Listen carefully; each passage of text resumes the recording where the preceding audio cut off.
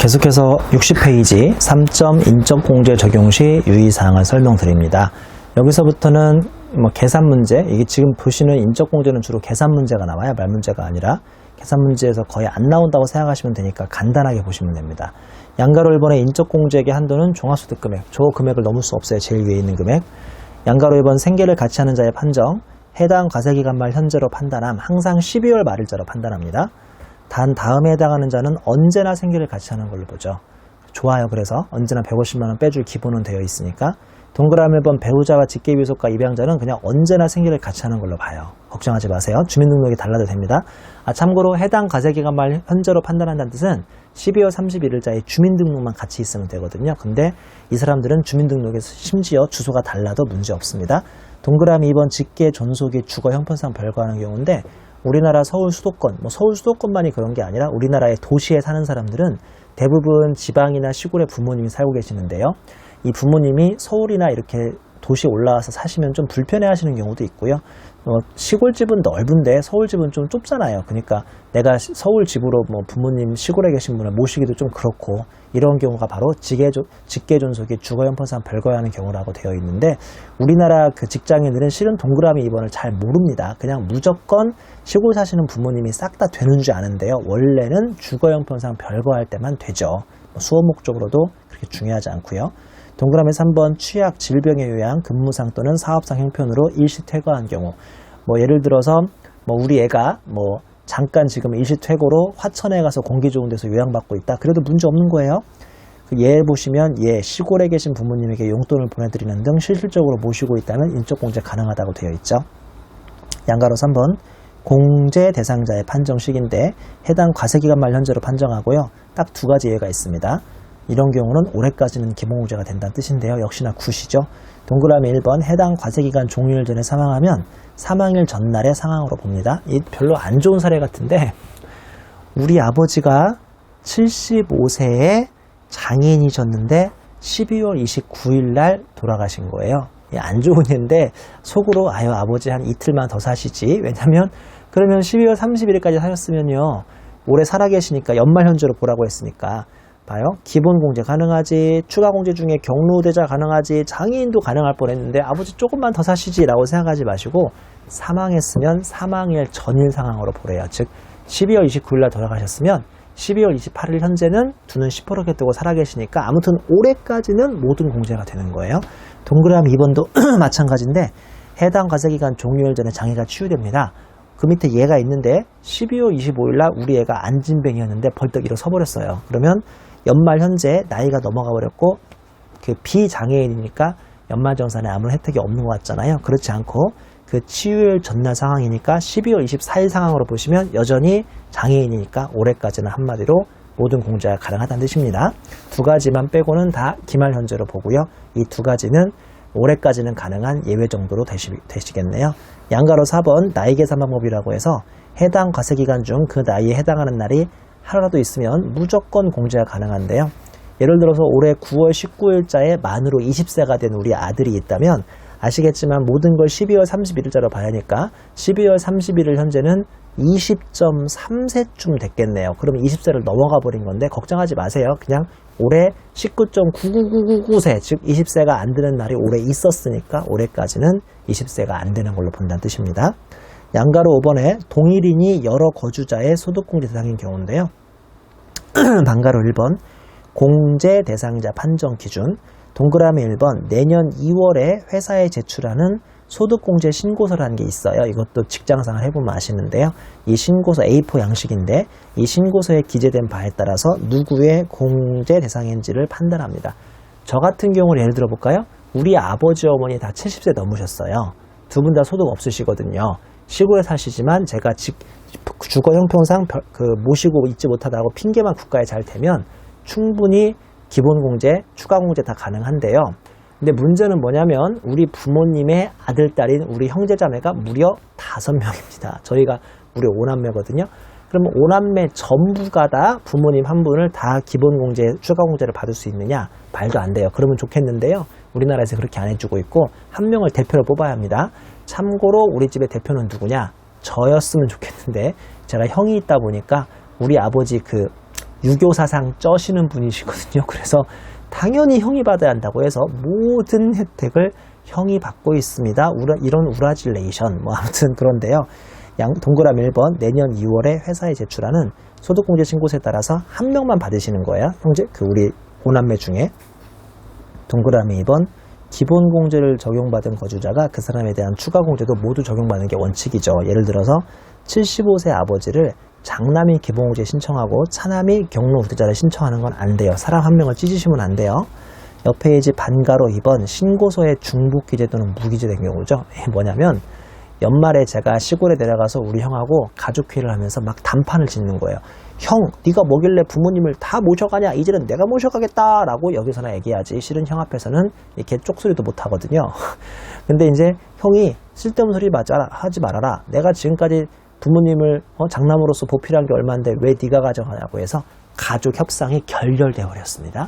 그래서 다음 연도 2월달에 연말정산할 때 우리 형은 우리 형 회사에 우리 부모님을 연말정산 대상자로 신고해버리고 저도 우리 회사에 우리 부모님을 연말정산 대상자라고 신고한다고 치죠. 이거를 5글자로 콩가루 집안이라고 부릅니다. 자, 한번 읽어볼까요? 분리상의 거주자가 서로 공제대상 가족으로 하여 중복신고하거나 아예 아무도 우리 부모님을 신고하지 않고 이럴 경우 동그라미 1번 나의 배우자가 나의 배우자인 동시에 직장인 아들의 부양가족 공제가 동시에 해당하면 내가 이깁니다. 이게 무슨 말씀이냐면 내가 50대여서 아직 직장생활을 하고 있는데 우리 아들도 이번에 신입사원으로 회사에 들어가서 20대 후반 아들이 지금 직장생활을 하고 있어요. 그럼 우리 와이프가 나한테는 배우자가 되지만 우리 애한테는 직계 존속이 되니까 나도 우리 와이프를 끌어갈 수 있고 우리 애도 우리 와이프를 끌고 갈 수 있잖아요. 그건 안 돼요. 한 명이 선택하셔야 하는데 이때 누가 이긴다? 내가 이긴다. 배우자 공제가 우선 적용이 됩니다. 우리 와이프니까.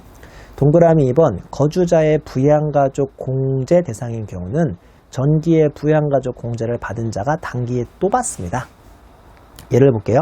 매년 장남이 아버지를 인적공제 신고하는 것에 불만을 품은 차남, 이게 저 차남이 단기에는 올해는 자신도 나도 우리 아버지를 인적공제로 우리 회사에 신청해버리면 화살표 보는 것처럼 여전히 장남이 기본공제를 받습니다. 왜 그렇다고요? 이렇게 한 명을 2명이 동시에 신고하면 작년에 받은 사람이 또 받기 때문에 저는 앞으로 우리 부모님을 영영 기본공제와 추가공제로 못 받을 확률이 크죠. 왜냐하면 우리 형이 저보다 직장생활을 먼저 시작했으니까 내가 이걸 받으려고 했을 때 우리 형이 이미 몇 년 동안 우리 부모님을 모시고 있던 상황이었기 때문에 저는 전혀 받을 수가 없었습니다.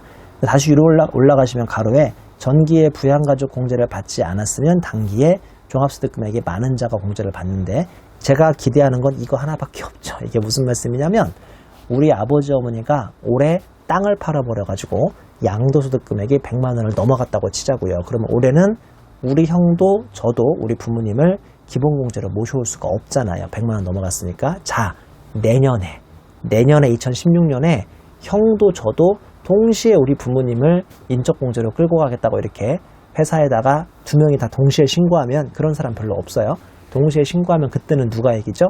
직전 연도에 모셔간 사람이 없잖아요. 직전 연도에 우리 부모님이 땅을 팔아가지고 그러면 그때는 소득이 더 많은 자가 모셔가는데 접니다. 제가 형보다 더 많이 버니까 이거 하나만 제가 지금 기대하고 있는데 그냥 농담이고요. 이런 일도 없을 것 같습니다. 우리 부모님이 연로하셨는데 갑자기 100만 원 이상의 소득이 있어서 그 해에 소득공제를 우리가 못 끌고 갈 일이 없을 것 같으니까요. 반가로 3번은 정말 혼자 보시면 되겠습니다. 챕터 6점입니다. 연금보험료 공제 및 주택담보노후연금 이자비용 공제인데 여기 두 번째죠. 이 하나도 안 중요합니다. 양가로 1번 연금보험료는 쉬워서 안 중요하고요. 양가로 2번 주택담보노후연금은 실무에서 거의 사라져가고 있기 때문에 시험에 절대 안 나온다고 생각하시면 됩니다. 양가로 1번의 연금보험료 공제죠. 반가로 1번의 공제 대상을 보시면 공적연금보험료, 대표적인 게 국민연금인데요. 종합소득이 있는 거주자가 공적연금 관련법에 따른 기여금 또는 개인부담을 계속 젊은 나이에 기여금을 부담하고 있다는 소리예요. 기여금은 내가 기여했다는 게 아니라 부담한다는 소리입니다. 계속 지금 내 돈 빠져나가는 거죠. 납부한 보험료 전액을 공제해 줍니다. 이게 아니라 if 건강보험하고 고용보험료 등은 후술할 뒤에 나오는 보험료 공제고요. 여기에 보면 특별공제, 보험료 공제가 또 있어요. 그게 아니라 지금 우리는 연금보험료 배우고 있잖아요. 두 개는 좀 다릅니다. 연금보험료 공제. 자, 그 밑에 칠판 마크 보시면 매달 월급에서 차감됐던 국민연금은 내년 2월에 알아서 전액 연금보험료로 공제를 받으므로 실무에서는 거의 신경도 안 쓰죠. 제가 그랬잖아요. 쉽다고요. 예를 들어서 제가 한 달에 월급 받을 때마다 10만원씩 곱하기 12개월 총 금액 120만원을 국민연금 납부했다고 칩시다. 국민연금 납부. 그러면 내년 2월 달에 연말정산할 때 120만원이 고스란히 이 자리에 이렇게 들어온다고요. 이 자리에. 연금보험료 공제로. 이해하셨죠? 자, 옛날에 공부할 때 뭔 소리인지 모르겠더라. 그래? 야이씨.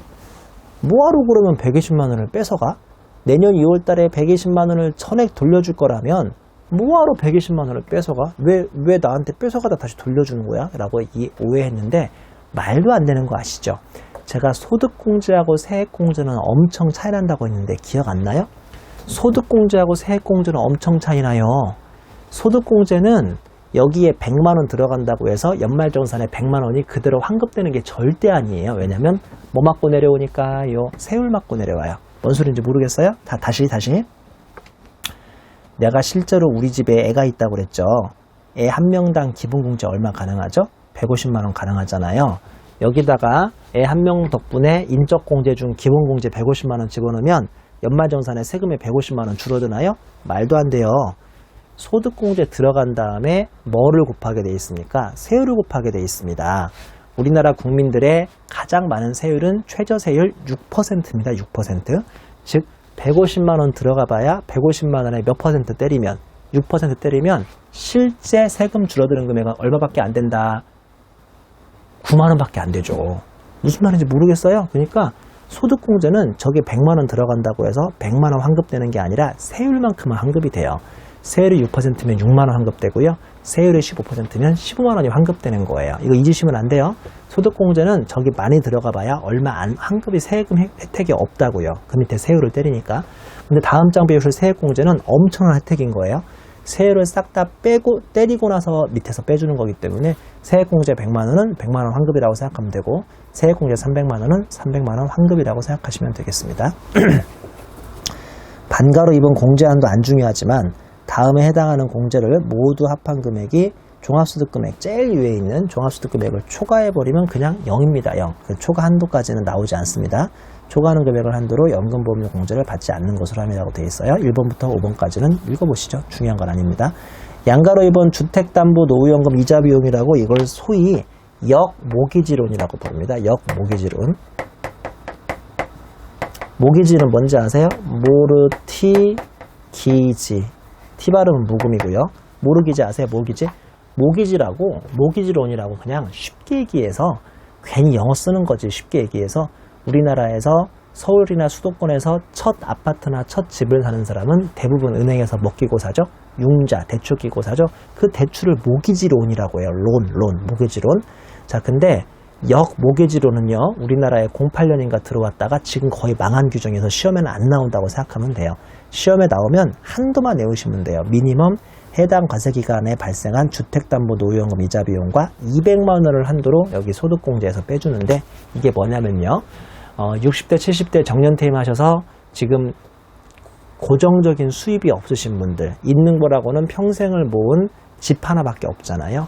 근데 집이 있다고 그걸로 생활비를 할 수는 없죠. 돈이 들어와야 생활비를 하잖아요. 그래서 그 집을 생활비 없다고 고생하지 마시고 은행에 담보로 맡깁니다. 그럼 은행이 나한테 용돈 주듯이 이자, 그러니까 그 돈을 줘요. 돈을 조금씩 주는데 나중에 내가 죽어버리면 은행에 맡겼던 이 집은 어떻게 되겠습니까? 당연히 은행으로 넘어갑니다. 그러니까 이게 바로 역모기지론이라고 해서 원래 모기지론은 집이 없는 사람이 집 살 때 돈을 빌리는 건데 이 역모기지론은 이미 집이 있는 사람들이 다른 소득이 없어서 별 수 없이 은행에서 용돈 받듯이 꾸준히 차입을 했다가 자기 돌아가시면 그걸 이제 은행에 줄 수밖에 없는 그런 구조인데요. 우리나라에서 집 한 채의 소중함이 얼마나 큰지 알죠? 그래서 이 제도는 지금 거의 망했다고 생각하시면 됩니다. 내가 은행에서 돈 빌려와서 용돈 받은 거에 대해서 이자 갚으면 그 이자를 소득공제로 빼주는데 연간 한도는 200만 원인 것도 기획을 하시면 되겠네요. 넘기면 6.3의 특별공제인데 1점의 보험료, 2점의 주택자금 2개밖에 지금 없고요. 대부분 세액공제에서 의료비나 교육비를 다시 배우십니다. 자, 보험료 공제는 첫 번째 건강보험, 고용보험료 등 사회보험료입니다.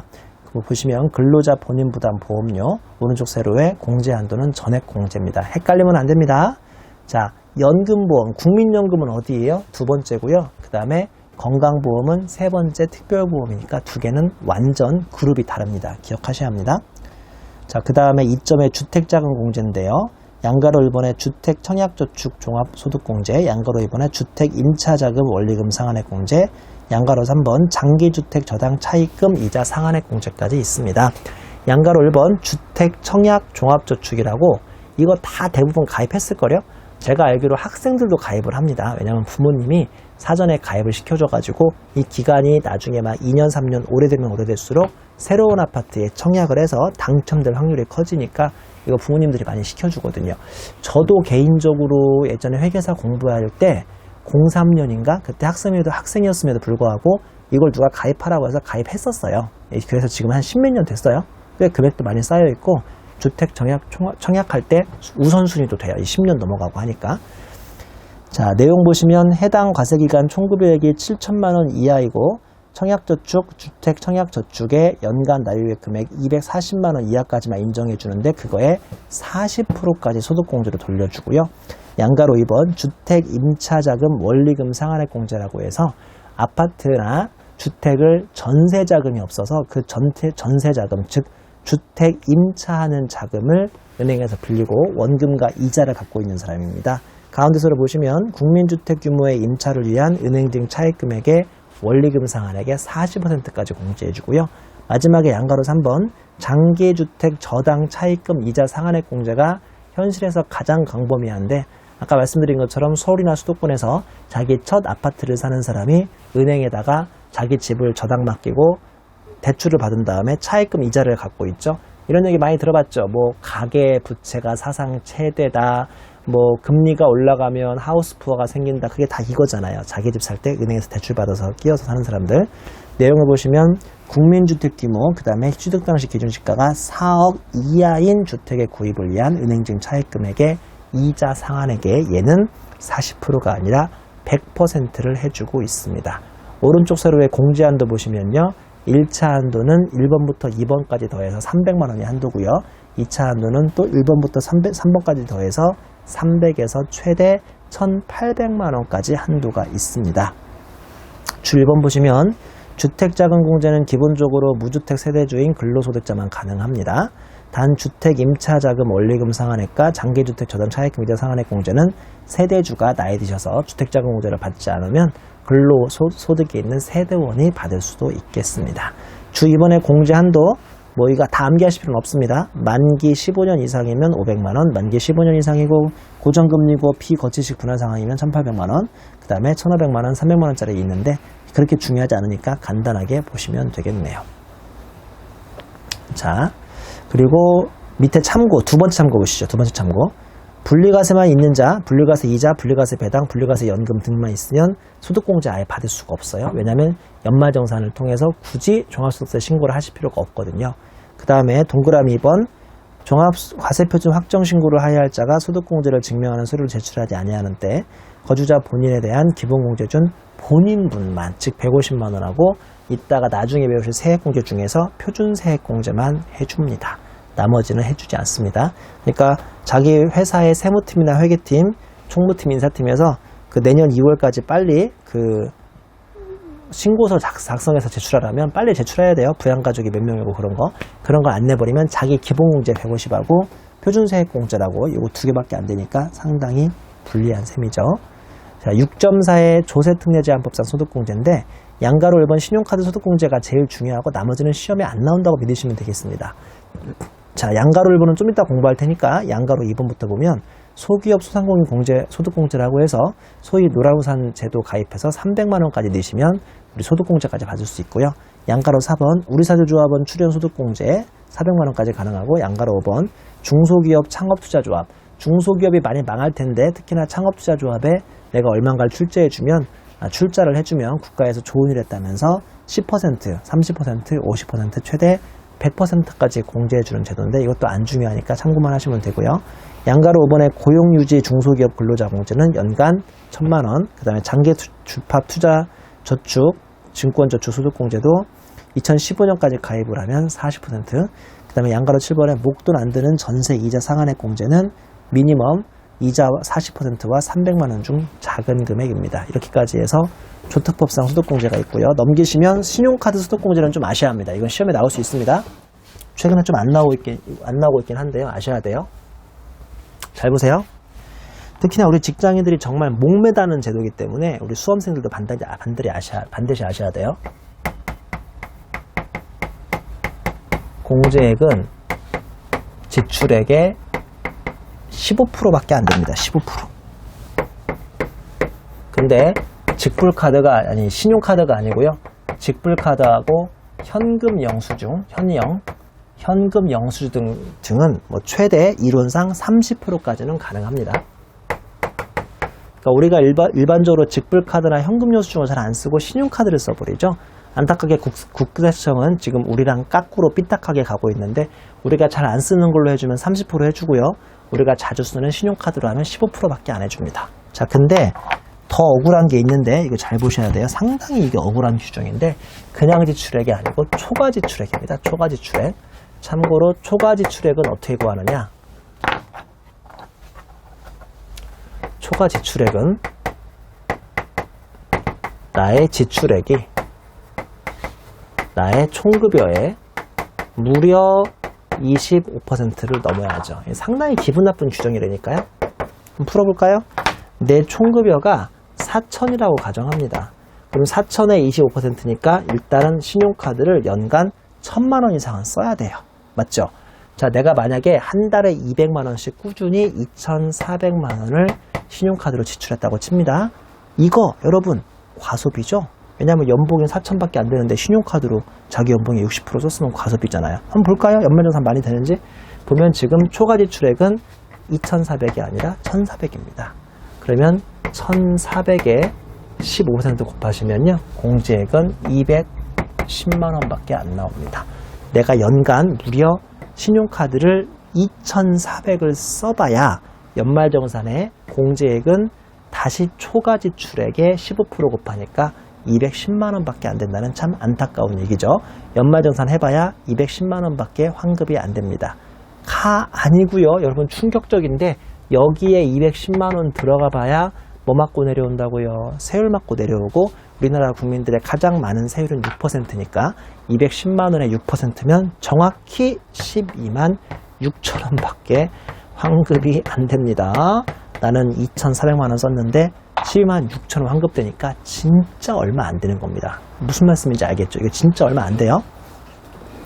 자, 근데 박스를 조금 더 부연 설명하자면 여기 더하기 직불카드 등 추가 공제라는 게 있습니다. 추가 공제. 아무래도 신용카드보다 직불카드나 현금영수증 사용을 요새 유도하고 있으니까 얘네들이 추가 공제가 있는데 뭐 수업 목적으로는 그렇게 중요하지 않고요. 이거는 2015년 6월 말자로 이제 사라져버리기 때문에 뭐 그냥 참고만 하시면 됩니다. 양가로 이번 한도액이 있는데 동그라미 1번 기본 한도는 300만 원 못 넘겨요. 물론 총급여액 20%와 300만 원 중에 작은 금액을 못 넘기게 돼 있는데 총급여가 1,500만 넘어가 버리면 어차피 300만 원이 한도에 걸리잖아요. 그러니까 그냥 300만 원 한도로 외워도 문제는 없겠습니다. 제가 예전에 신혼 때요.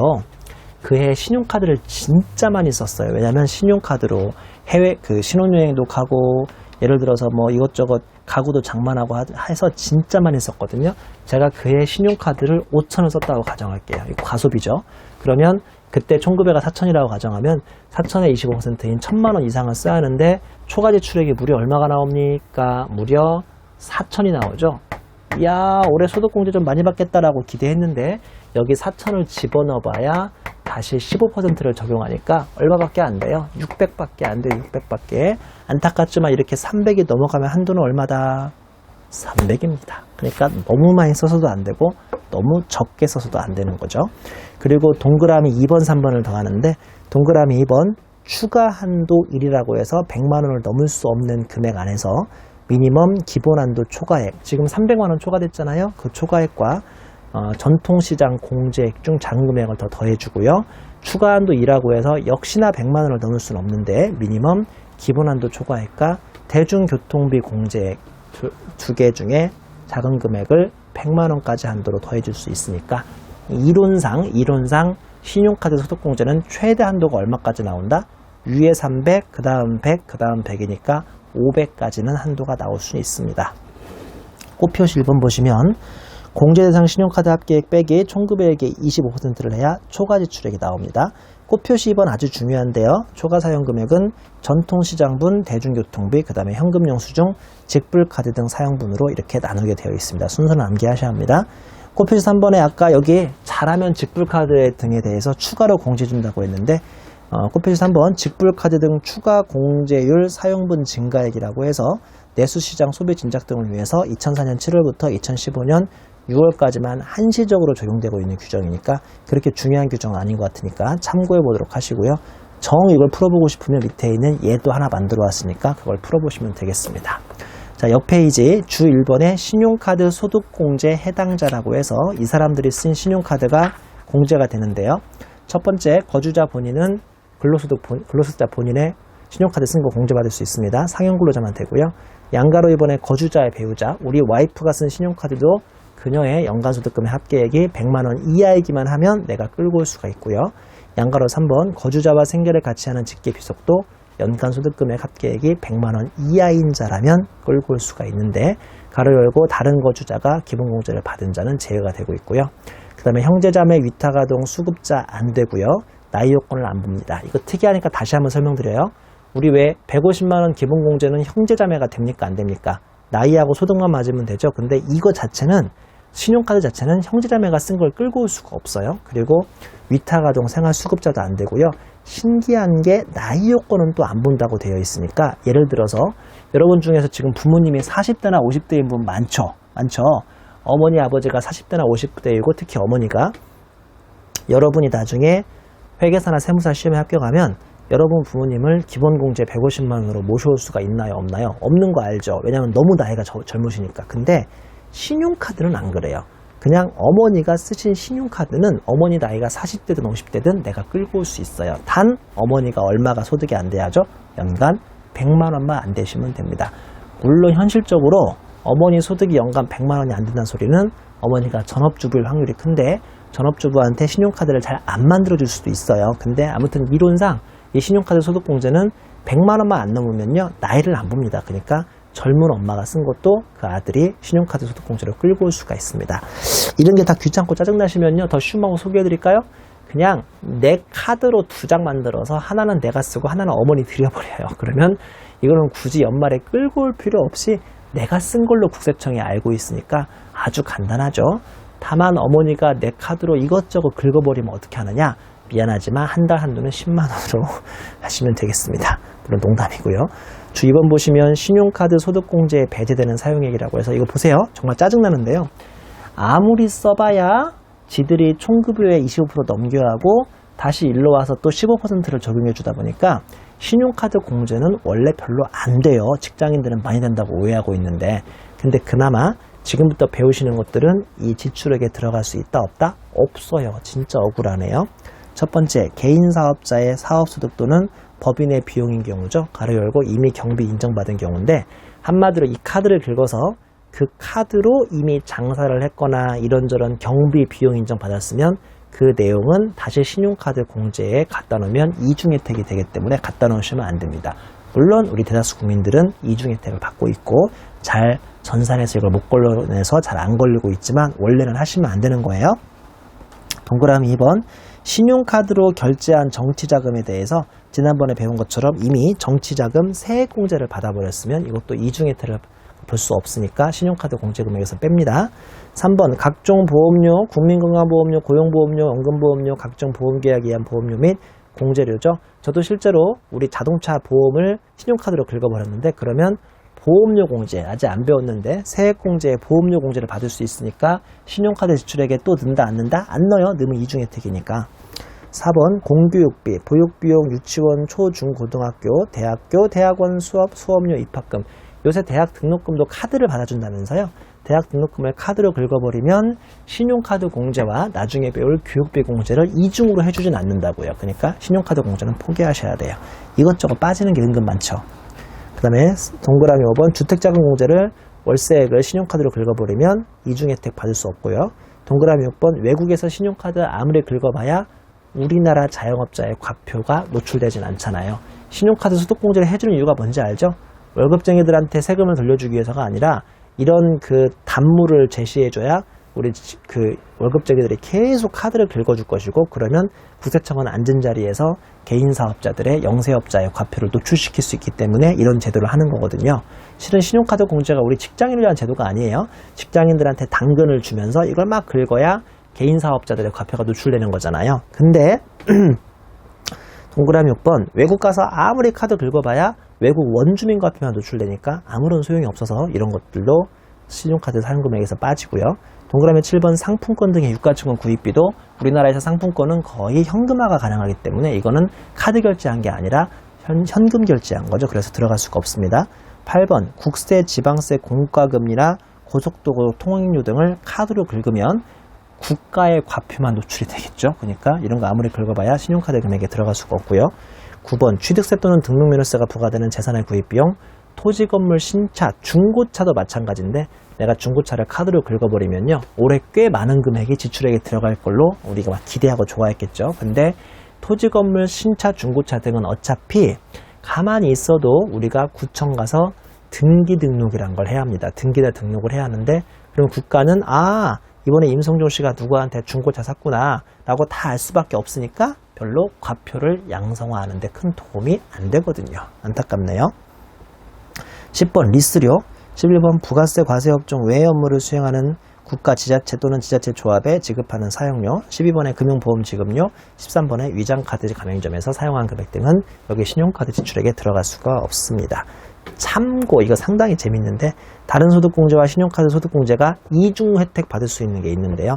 동그라미 1번 일반 그 등록금 같은 거 카드 긁으면 교육비 공제만 되지 신용카드 공제가 안 되는데, 취약전 아동 학원비, 저도 지금 우리 애가 취약전 아동이거든요. 그거를 신용카드로 긁어버리면 신용카드도 가능하고 그 다음에 교육비 공제도 가능합니다. 그리고 중고등학생 교복구입비도 아직 안 배웠는데 애들 교복구입비를 카드로 긁어버리면 교육비 공제도 가능하고 신용카드 공제도 가능해요. 동그라미 2번에 병원, 약국 등에서 의료비를 신용카드로 결제하면 의료비 공제 아직 안 배웠습니다. 여기서 배우니까 의료비 공제도 가능하고 신용카드 공제도 가능합니다. 이 참고 이런 거 사람들한테 알려주면 진짜 좋아합니다. 나도 이제 절세를 하겠다고 뭐 얼마 되지도 않아요. 신용카드 소득공제 자체가 얼마 안 되니까요. 주 3번 보시면 초과 사용액 배분 순서 및 공제죠. 왜 아까 옆 페이지 꽃표시 2번, 옆 페이지 꽃표시 2번. 자, 1순위로 전통시장하고 대중교통비 30% 공제해 줍니다. 이게 15%가 아니고 30%라고요. 2순위에 현금용 수중 지불카드 등도 30%고 3순위에 신용카드 사용액은 15%밖에 안 되고요. 여러분들이 세법 천재가 아니란 이 주 3번은 절대 이해를 못합니다. 계산 문제를 풀어보셔야 무슨 말씀인지 아시니까 꼭 우리 객세책에 있는 계산 문제 같은 걸 풀어보시면서 다시 한번 정리해 보셔야죠. 이 신용카드 소득공제는요, 말로만 들으면 무슨 말인지 몰라요. 계산을 직접 해보셔야 돼요. 참고로 신용카드 소득공제가 실무에서는 그렇게 직장인들이 중요할지 몰라도 1차 수업 목적으로는 계산 문제가 꽤 오랫동안 안 나왔으니까 너무 막 계산 문제 예언할 필요까지는 없습니다. 그래도 혹시 모르니까 객세책에 있는 문제 정도는 풀어보시는 걸로 약속을 하겠습니다. 여기까지 강의 마치고 또 계속해서 실장을 진행하도록 할게요.